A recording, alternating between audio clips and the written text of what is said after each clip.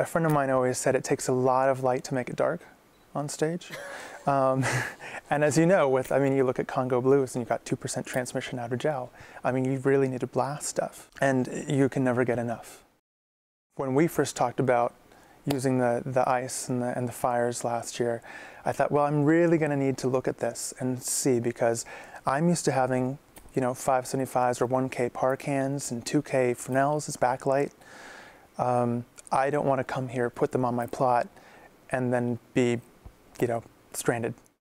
Having worked on many operas over the last 10 years, I know that pretty much every line designer that works on any opera has blue in there, from a very pale white pasty blue to deep saturate blues. So we have 16 21-inch Celador ices, and they're replacing basically 2 systems of conventional pars.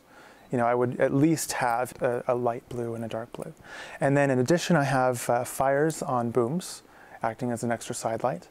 And then I also have 4 ices in the pit, act footlights. So I'm covering a lot of different types of lighting. I've gotten a great range, everything from just a really cool crisp ice to kind of go with a skyline of icy fjords in the back, to deep stormy night, with deep blue-green hues. I mean, you can get it all, which is great. When I'm given opportunities with fluid fixtures, I like to just go out and create the colors and then name them. This is Stormy Sea blue, and having the ability to get to those colors really seamlessly. And the Ion has made it really fast and easy. If we put up some cues there and something doesn't work, and the director and I have this new idea of, oh, let's take it this completely different direction. We don't have to go in and hang a whole new system of lights or change gels. We have it there, and we can really get a lot of ideas expressed quickly.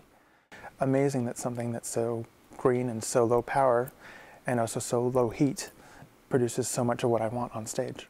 You're just getting so much crispness and so much punch from an LED. And as a former lighting director of a theater, I find that this is also a great tool for many other applications. You have a lot of places where they've maxed out their dimming. And if you're taking some of, some Celadors and putting it in for some of those systems, suddenly you're plugging in 1, 2 dimmers and you're getting a whole backlight system on one pipe, which is amazing. There's at least a need in a show like this for a cool blue and a dark blue backlight. Here I was given the opportunity to replace both those systems. I could have a whole system of scrollers. I'd probably even need more pars than I do Celador units to cover that amount of stage. But with a scroller, I would have to jump from color to color. With this, I get a great continuous fade.